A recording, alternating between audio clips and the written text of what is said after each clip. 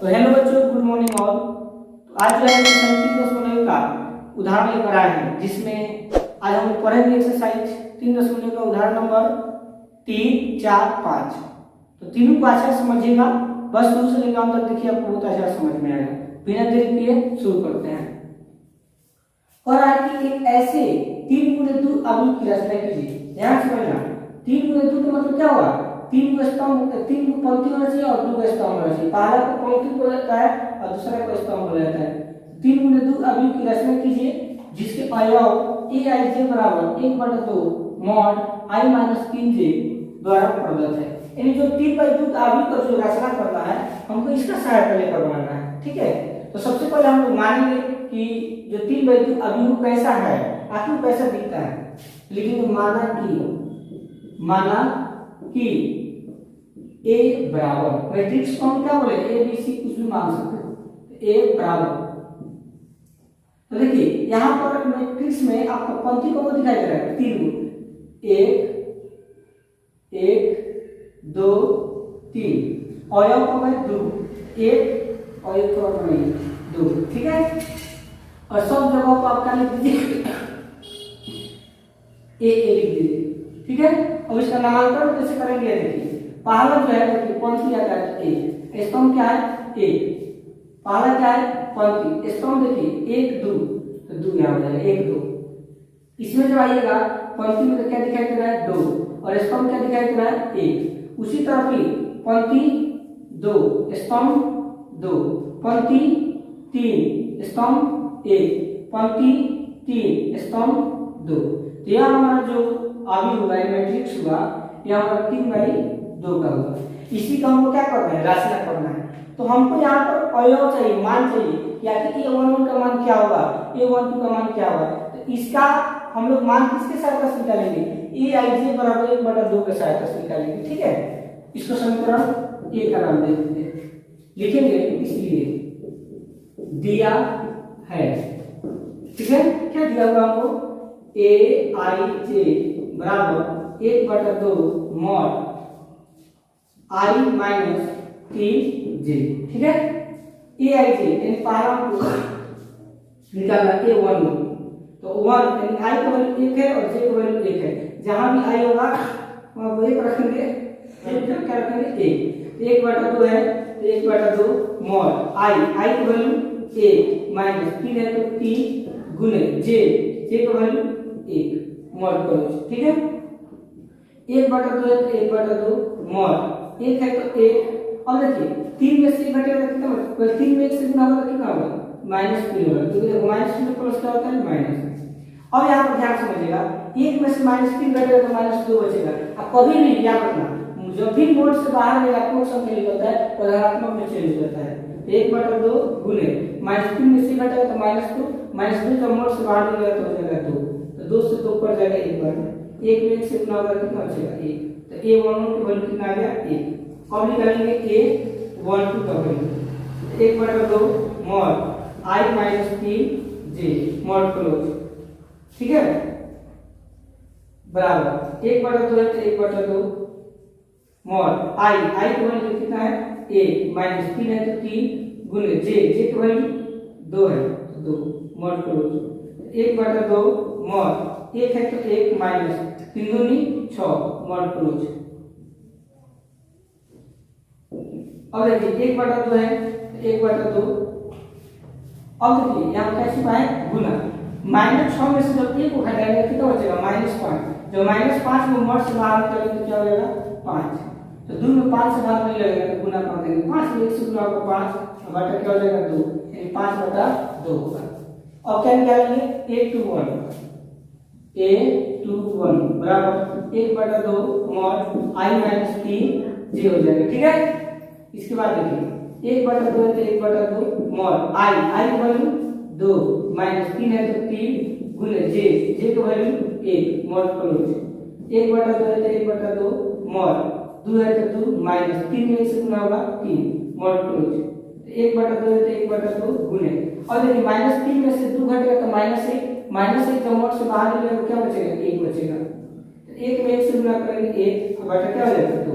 तो 1 to 1 का value कितना आ गया 1 बटा 2 आ गया। उसी तरह तो क्या निकालेंगे a to 2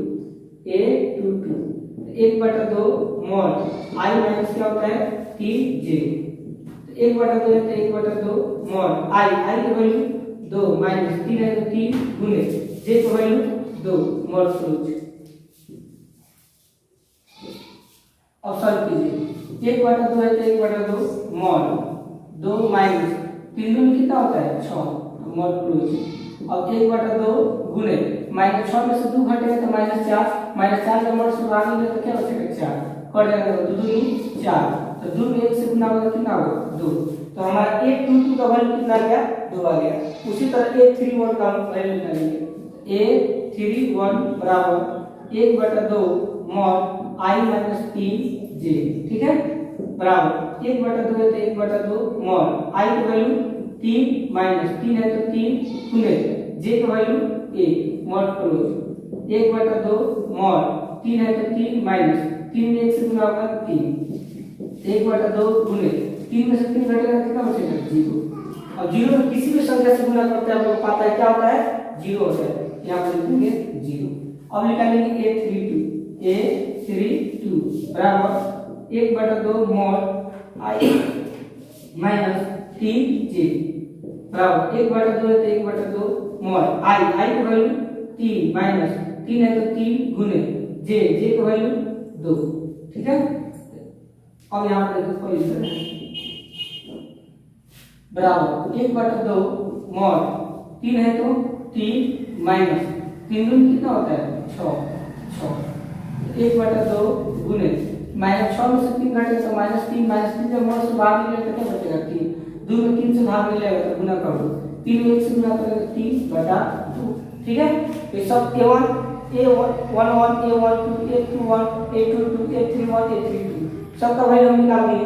अब क्या करेंगे जो समीकरण 1 बने ना इसका वैल्यू सब इसमें पुट कर देंगे तो हमारा जो 3 बिंदु का विधि रचना होगा।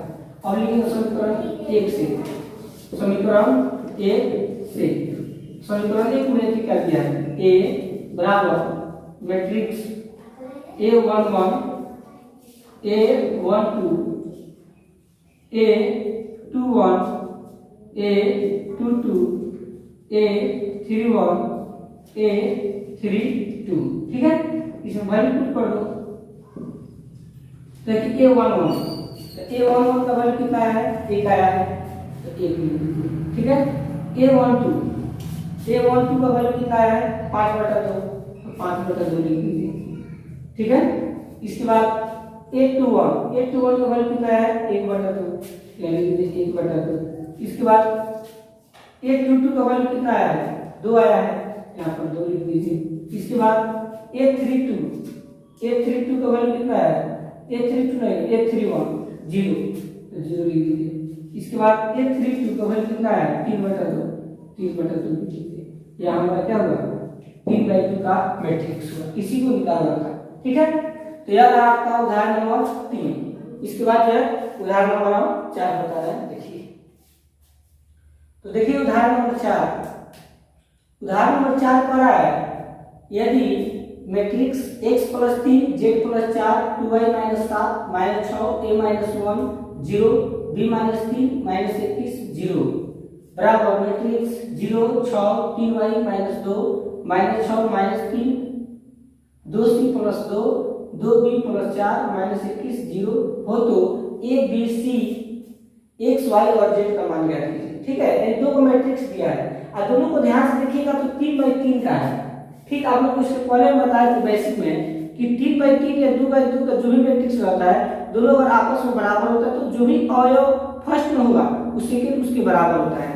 कहने का मतलब कि जो यह अवयव है यह फर्स्ट अवयव क्या होगा बराबर होगा क्योंकि मैट्रिक्स जो दिया हुआ है अभी ये दोनों एक दूसरे से क्या है बराबर है समान है। तो दोनों को जब तुलना करेंगे ना तो आपको automatic a b c x y z का मान आ जाएगा। बहुत आसान है देखिए तुलना करके हम बता रहे हैं जो x + 3 होगा वो किसके बराबर होगा 0 के बराबर होगा ठीक है। x + 3 होगा किसके बराबर होगा 0 को इसको समीकरण a का नाम दे दो।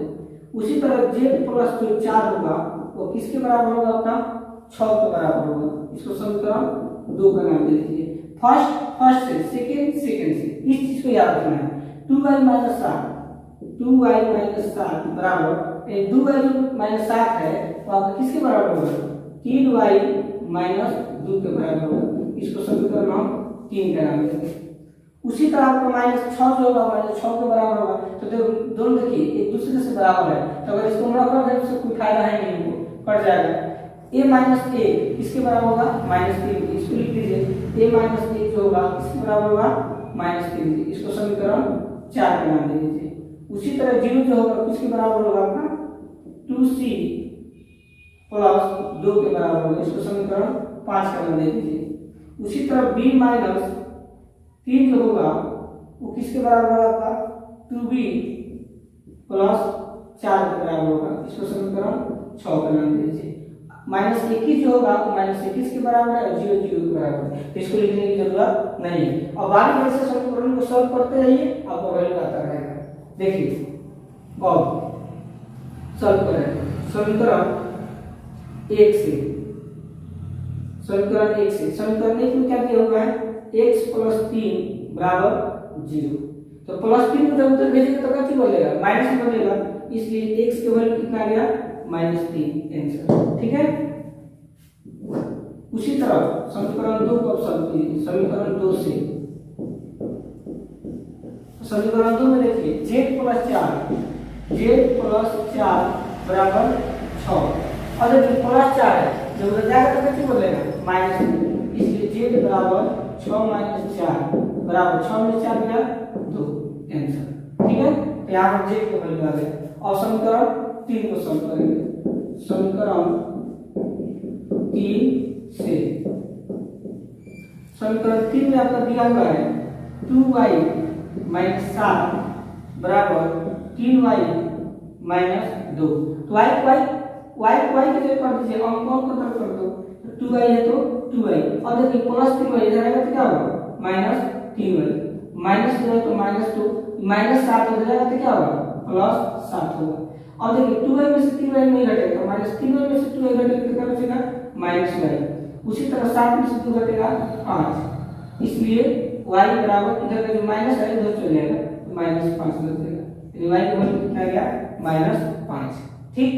उसी तरह समीकरण 4 को सॉल्व करेंगे। लिखेंगे समीकरण 4 से। समीकरण 4 में क्या दिया हुआ है? a माइनस 1 बराबर -3। ठीक। तो माइनस से जब उधर जाएगा तो कितना बनेगा? +2, इसलिए a बराबर -3 और +1 बराबर -3 में से घटा -2 आंसर। ठीक। यहाँ a का वैल्यू कितना आ गया? -2 आ गया। और समीकरण 5 को सॉल्व करेंगे। समीकरण 5 से समीकरण 5 में क्या दिया हुआ है? 0 बराबर 2c प्लस 2। देखिए 2c प्लस में इधर आएगा तो क्या होगा? माइनस, तो -2c बराबर इधर क्या बच गया? 2। और -2 गुना में हो जाएगा तो क्या होगा? भाग में, इसलिए c बराबर 2 बटा -2 कट जाएगा तो कितने बार बटेगा? 1 बार। माइनस है तो माइनस आंसर। और समीकरण 6 लिखेंगे। समीकरण 6 से समीकरण 6 क्या दिया हुआ है? b माइनस 3 बराबर 2b प्लस 4। तो b को b की तरफ कर दीजिए, 2b है प्लस में जाएगा क्या होगा? माइनस, तो b माइनस 2b बराबर 4 माइनस इधर जाएगा तो क्या होगा? +3। तो -2b में से एक b घट जाएगा तो कितना बचेगा? -b बराबर 4 3 7, इसलिए b बराबर माइनस के चिन्ह उधर चले जाएगा तो माइनस हो जाएगा। तो b का वैल्यू कितना आ गया? -7। तो इस तरह जो है हम a b c x y z का वैल्यू ज्ञात किए। ठीक है। हम आशा को जो समझ में आया होगा। एक और आ गया है पर्सनालिटी को सोल्व करना। इसके बाद जो है उदाहरण नंबर 5 बता रहे हैं। ठीक है। देखिए तो देखिए उदाहरण नंबर 5 बता रहे हैं। इस पर्सनालिटी का आखिरी क्वेश्चन है, इसके बाद समाप्त हो जाएगा। ठीक है।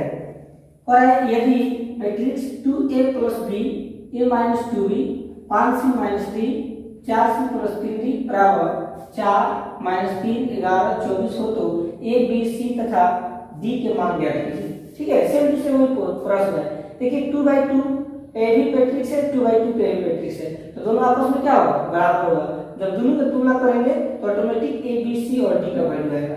देखिए सबसे पहले क्या लिखेंगे, 2a plus b, 2a plus b किसके बराबर होगा, आपका 4 का, इसको समीकरण ए का नाम लीजिए। उसी तरह a माइनस 2b किसके बराबर होगा, आपका -3 का, इसको समीकरण 2 का नाम लीजिए।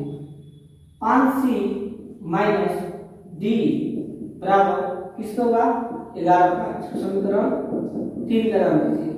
और 4c प्लस 3d किसके बराबर होगा, 24 का, इसको समीकरण 4 का नाम लीजिए। ठीक है, और जो समीकरण 1 2 3 4 को सॉल्व करेंगे तो हमारा a c d का वैल्यू आएगा, इसे लिखेंगे अब।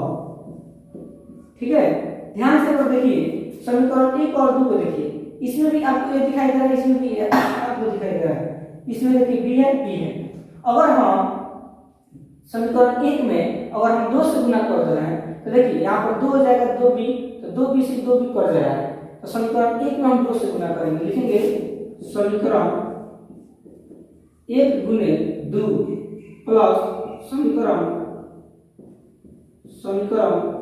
2 से, समीकरण 2 से समीकरण का शॉर्टकट में समीकरण, ये समीकरण 1 में कितना से गुणा करना है, 2 से, समीकरण 1 ही ना है, देखिए 2 से गुणा करें, 2 दूनी 4a प्लस है तो प्लस 2 में b से गुणा होगा 2b बराबर 2 चौका 8, तो समीकरण 1 में किससे गुणा किए, 2 से, और जोड़ना है समीकरण 2 को, तो समीकरण 2 ही ना है, इसको जोड़ दीजिए, a माइनस 2b बराबर -3, तो इसको जोड़ रहे हैं, तो 4 a आएगा a 5 a, ये प्लस में माइनस क्या होगा, कट जाएगा, बराबर ये प्लस में माइनस से घटेगा, 8 में से -3 घटेगा तो कितना बचेगा, ओनली 5 बचेगा, और ये गुना हो जाएगा तो क्या होगा, भाग, इसलिए a बराबर 5/5 कट जाएगा तो कितना बचेगा, 1, यानी यहाँ पर t का वैल्यू कितना है, 1 आया। ठीक है, और लिखेंगे समीकरण 1 में a का मान रखने पर समीकरण 1 देखिए क्या दिया है, 2a प्लस b बराबर 4 है ना। अब इसमें a का मान रखिए, a का मान कितना है, 1, तो 2 गुने a प्लस b बराबर 4, तो 2 में 1 से गुणा करेंगे तो प्लस b है तो b बराबर 4, और ये 2 प्लस हो जाएगा तो क्या होगा, माइनस, इसलिए b बराबर 4 माइनस 2 बराबर 2, तो हमारा आंसर आ गया बी का वैल्यू। अब क्या करेंगे, अब ध्यान से समीकरण 3 और समीकरण 4 को, अगर हम समीकरण 3 में 3 से गुणा कर दें, यहाँ आ जाएगा 3, ये माइनस में प्लस तो क्या हो जाएगा, दोनों कट जाएगा, तो समीकरण जो 3 होगा ना, समीकरण 3 में हम 3 से गुणा करेंगे, इसके बाद क्या करेंगे, समीकरण 4 को जोड़ देंगे, लिखेंगे समीकरण 4 से।